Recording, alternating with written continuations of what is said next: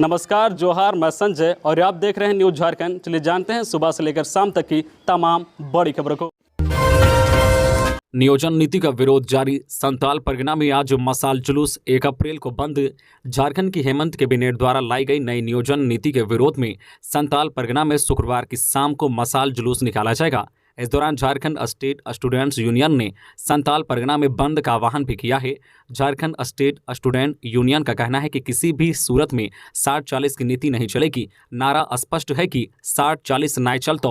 Jharkhand state student union की मांग है कि 60-40 वाली नियोजन नीति को वापस लिया जाए, खतियान आधारित नियोजन नीति बने, जनसंख्या के अनुपात में आरक्षण रोस्टर जारी किया जाए, सभी विभागों में रिक्त पदों पर अविलंब नियुक्ति की प्रक्रिया शुरू की जाए। गौरतलब है कि झारखंड विधानसभा के बजट सत्र के आखिरी दिन भी झारखंड स्टेट स्टूडेंट यूनियन और झारखंड यूथ एसोसिएशन के बैनर तले नियोजन नीति के विरोध में विधानसभा घेराव किया गया था। इस दौरान प्रदर्शनकारी छात्रों और पुलिस के बीच झड़प भी हुई थी। पुलिस ने स्टूडेंट की भीड़ को नियंत्रित करने के लिए लाठीचार्ज किया था। आंसू गैस के गोले भी दागे थे। सरकार का तर्क है कि नई नियोजन नीति स्टूडेंट्स की राय पर लाई गई है।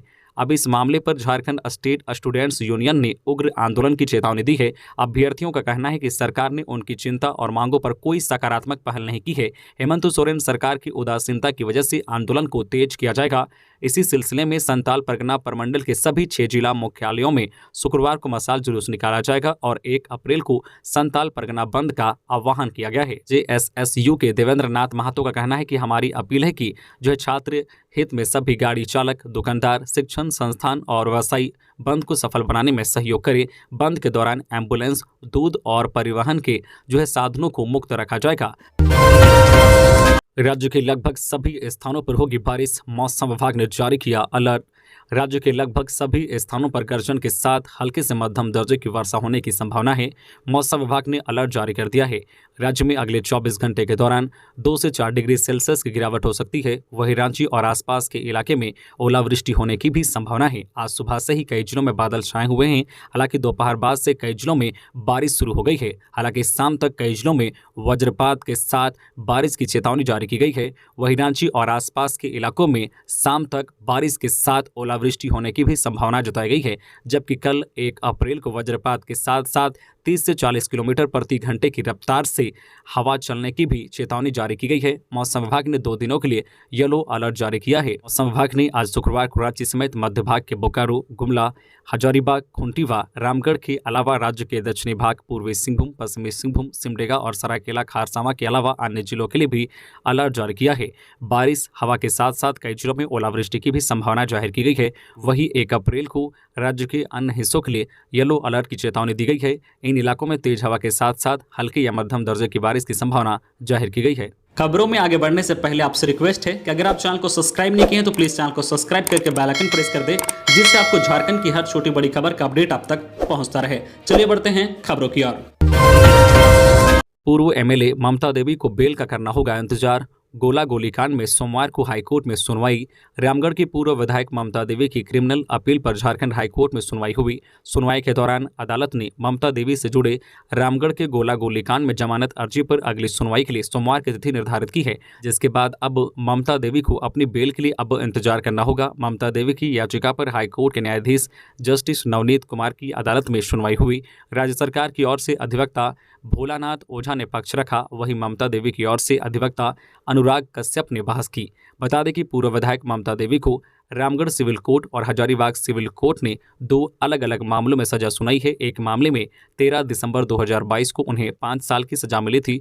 वहीं दूसरे मामले में 4 जनवरी 2023 को हजारीबाग की सिविल कोर्ट ने गोला गोलीकांड के मामले में ममता देवी और भाजपा नेता राजीव जायसवाल को 2-2 साल की सजा सुनाई थी। इन्हीं दोनों सजा को चुनौती देते हुए ममता देवी की ओर से हाईकोर्ट में अपील की गई है।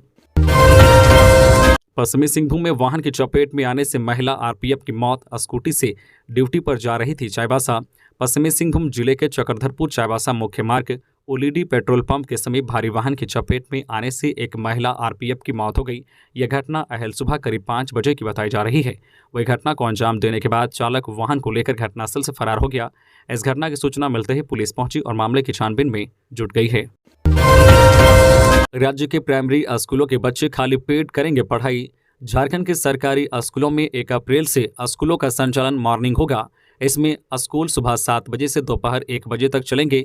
मध्याह्न भोजन का समय 11 बजे से 11:30 बजे तक तय किया गया है। प्रारंभिक स्कूलों में पढ़ने वाले छात्र छात्राओं को मिड डे मील दिया जाता है। ऐसे में अधिकांश बच्चे मिड डे मील नहीं मिलने तक भूखे पेट पढ़ाई करनी होगी। पिछले साल स्कूलों में टिफिन का टाइम 10 बजे था।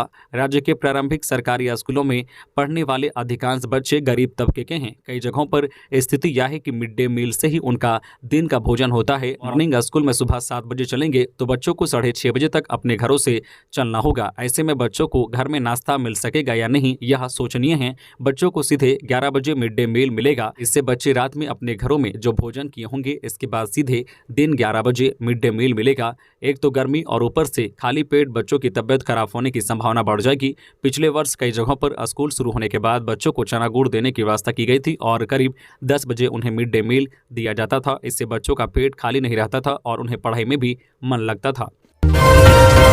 जमशेदपुर में एक मरीज निकला कोरोना पॉजिटिव। H3N2 के मिले 4 संदिग्ध TMH में एडमिट। झारखंड के पूर्वी सिंहभूम जिले में कल गुरुवार को फिर एक मरीज में कोरोना संक्रमण की पुष्टि हुई है। मानगो के रहने वाले 30 वर्षीय पुरुष का इलाज टाटा मोटर्स अस्पताल में चल रहा है। जिले में कोरोना संक्रमण के कुल 12 सक्रिय मामले हैं। वहीं इन्फ्लुएंजा के नए वायरस H3N2 के 4 संदिग्ध मरीज मिले हैं। सभी का इलाज टाटा मोटर्स अस्पताल में चल रहा है। जिले में इन्फ्लुएंजा के नए वायरस H3N2 के 5 मरीजों की पुष्टि हो चुकी है। पूर्वी सिंहभूम जिले में गुरुवार को फिर एक मरीज में कोरोना संक्रमण की पुष्टि हुई है। मानगो के रहने वाले 30 वर्षीय पुरुष का इलाज टाटा मोटर्स अस्पताल में चल रहा है। स्वास्थ्य विभाग ने बताया है कि कोरोना के रोगियों में पुराने ही लक्षण सामने आ रहे हैं। बढ़ते मामले को देखते हुए सावधान रहना जरूरी है। रामनवमी के बाद स्वास्थ्य विभाग जांच अभियान तेज करने जा रहा है। जिले में कोरोना संक्रमण के कुल 12 मामले सामने आए हैं। राज्य के 80 उत्कृष्ट विद्यालयों में अप्रैल से नया शैक्षणिक सत्र।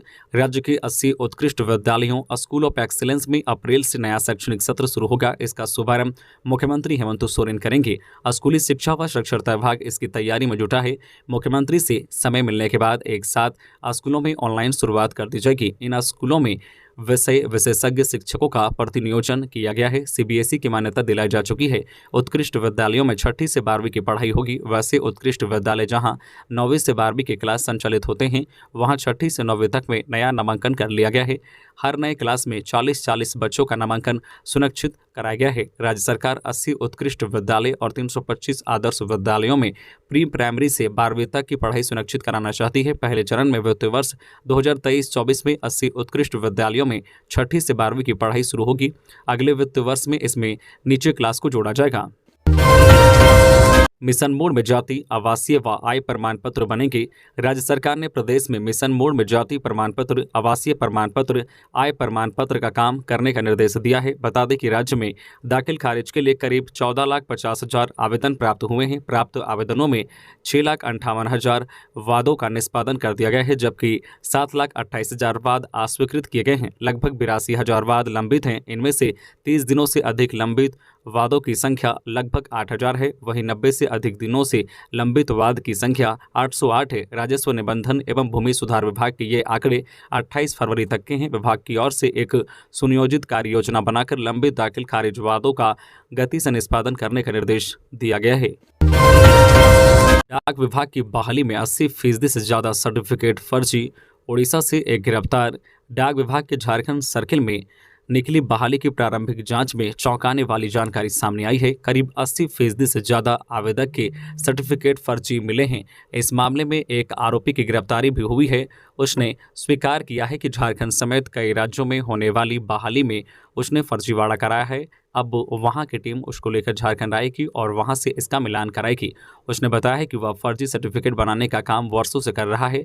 यह भी बताया है कि एक सिंडिकेट द्वारा इस तरह के दस्तावेज तैयार कराए गए हैं। डाक विभाग के झारखंड सर्किल में निकली बहाली की चौंकाने वाली जानकारी सामने आई है। बताया जा रहा है कि करीब 80% से ज़्यादा आवेदक के सर्टिफिकेट फर्जी मिले हैं। दूसरी ओर ओडिशा के भुवनेश्वर में बलांगीर पुलिस ने मनोज मिश्रा को गिरफ्तार किया है, जिसके पास से झारखंड माध्यमिक शिक्षा बोर्ड और अन्य यूनिवर्सिटी के सर्टिफिकेट बरामद किए गए हैं। उसने पूछताछ में इस बात की पुष्टि की है कि उसने गड़बड़ी झारखंड के अलावा ओडिशा, उत्तर प्रदेश और बिहार सर्किल में होने वाली बहाली में भी कराई है। लोग कुछ फर्जी सर्टिफिकेट बनवा कर दिए हैं।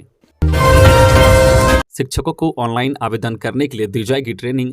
झारखंड में सरकारी शिक्षकों के तबादले के लिए शिक्षकों से लेकर अधिकारियों को प्रशिक्षित किया जाएगा। शिक्षकों का टीचर ट्रांसफर पोर्टल के माध्यम से स्थानांतरण किया जाना है। इसके लिए शिक्षकों के ऑनलाइन आवेदन लिए जाने हैं। स्कूली शिक्षा व साक्षरता विभाग अधिकारी से लेकर शिक्षकों को प्रशिक्षित करेगा। ट्रेनिंग 1 अप्रैल को ऑनलाइन होगी। इसमें राज्य के सभी डीईओ, डीएसई, क्षेत्रीय शिक्षा पदाधिकारी, प्रखंड शिक्षा प्रसार पदाधिकारी, प्राध्यापक और शिक्षकों को शामिल होना होगा। झारखंड शैक्षिक अनुसंधान व प्रशिक्षण परिषद के यूट्यूब चैनल के माध्यम से यह प्रशिक्षण दिया जाएगा। शिक्षा विभाग ने पूर्व में ही शिक्षकों के तबादले का शेड्यूल जारी किया है। इसमें शिक्षकों के समायोजन के साथ साथ असाध्य रोग से पीड़ित शिक्षकों का तबादला किया जाएगा। 30 जून तक तबादले की प्रक्रिया पूरी की जाएगी। रांची के कारोबारी के बेटे की जमशेदपुर के होटल में मौत, परिजन जता रहे हैं दिल का दौरा पड़ने की आशंका। रांची के लालपुर हजारीबाग रोड निवासी कारोबारी संजय जायसवाल के बेटे अश्वनी जायसवाल 27 वर्षीय की गुरुवार को मौत हो गई। वह 11 दिनों से साक्षी कालीमाटी रोड स्थित एक होटल में रह रहा था। तबियत बिगड़ने पर उसे टीएमएच लाया गया, जहां डॉक्टर ने उसे मृत घोषित कर दिया। परिजनों के मुताबिक अश्वनी को दिल का दौरा पड़ा है। संजय जायसवाल का रांची में पूर्व में शराब का कारोबार था। उनका जमीन का भी कारोबार है। होटल के कर्मचारियों के अनुसार अश्वनी जायसवाल 20 मार्च को युवती के साथ शाम में आया था।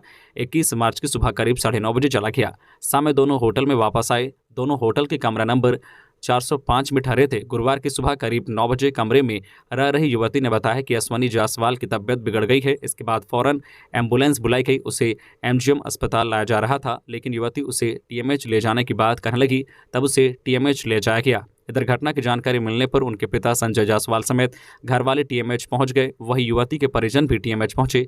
जानकारी के अनुसार अश्वनी जायसवाल की गम्हरिया की युवती से शादी तय हो गई थी। पिता संजय जायसवाल ने साक्षी थाना में बेटे की स्वाभाविक मौत की प्राथमिकी दर्ज कराई है।